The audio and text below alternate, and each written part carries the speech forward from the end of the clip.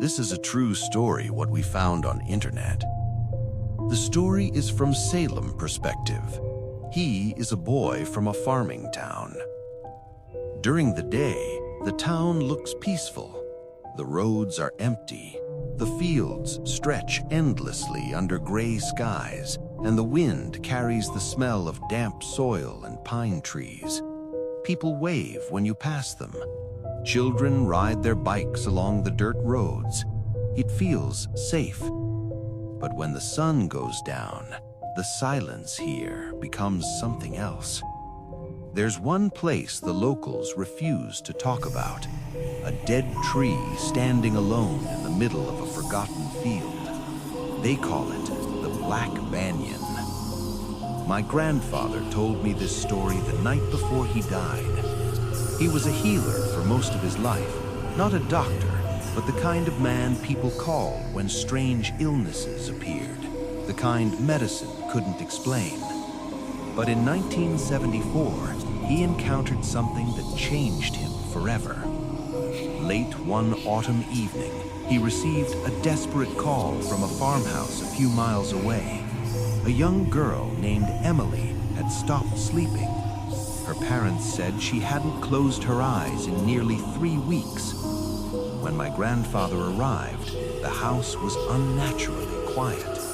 No talking, no movement, just the slow creaking of old wooden floors.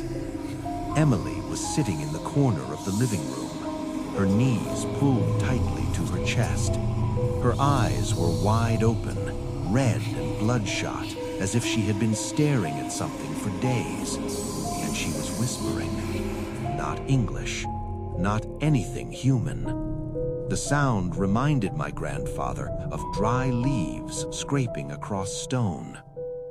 Her mother told him the whispering always started around 3 a.m., every night, always the same time. My grandfather knelt beside her and asked softly, "Emily, who are you talking to?" The whispering stopped. Slowly, her head turned toward him, but her eyes didn't blink. And then she smiled, not like a child, like something pretending to be one. Then she spoke in a voice that didn't belong to her. "You shouldn't have come here." The room suddenly grew cold. The candles flickered violently as my grandfather began the cleansing ritual. He surrounded Emily with candles and old protective symbols while whispering the ancient prayers he had learned as a boy. For several minutes, nothing happened. Then the wind hit. Every window in the house burst open at the same time. The candles went out instantly. The room was swallowed by darkness.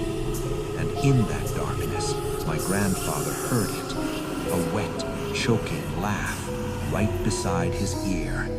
Then a whisper, colder than winter soil. "She belongs to me. If you take her, I will take what is yours." But my grandfather didn't stop. He continued the ritual, even as Emily's body twisted violently on the floor. Her arms bent backward, her spine arched. Her voice screamed in multiple tones at once. Finally, with one final prayer, the screaming stopped. The shadow had been forced into a small lead-lined clay jar. My grandfather sealed it with sacred markings and carried it into the night. The wind had died. The fields were silent.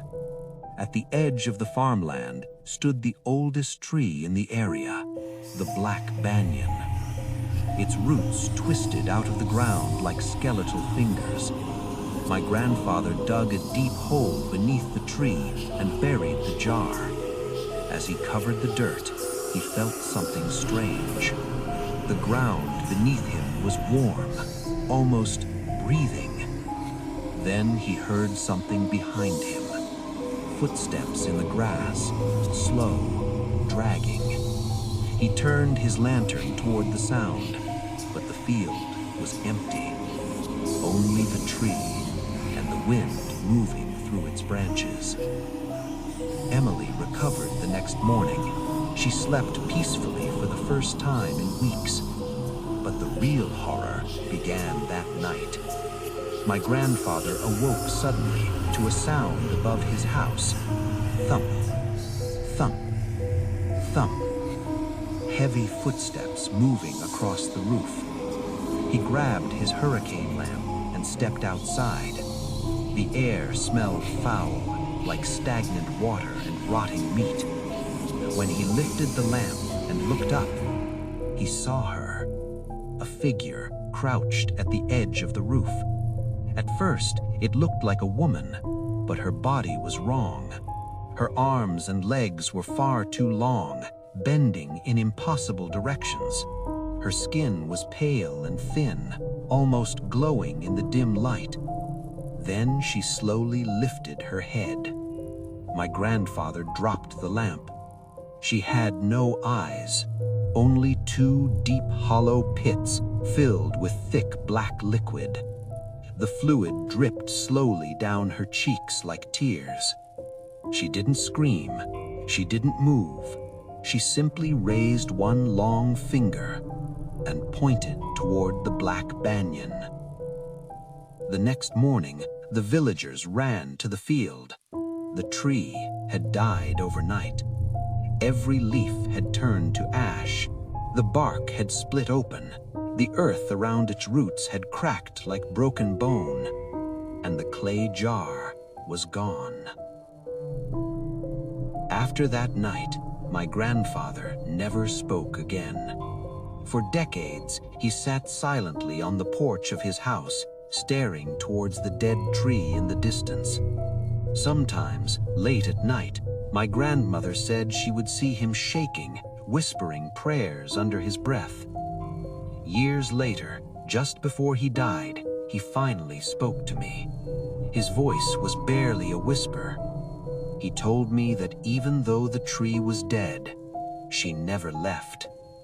Every night, at exactly 3 a.m., she appears at the edge of our garden, standing perfectly still, holding the clay jar in her hands, waiting for him to step outside. And sometimes, he said, she gets closer, a few steps every night. So, if you ever find yourself walking through an empty field near Salem, and if you see a dead tree standing alone in the darkness, and if you hear a wet, gargling laugh somewhere behind you, don't turn around, because she's not looking for a healer anymore. She's looking for a replacement.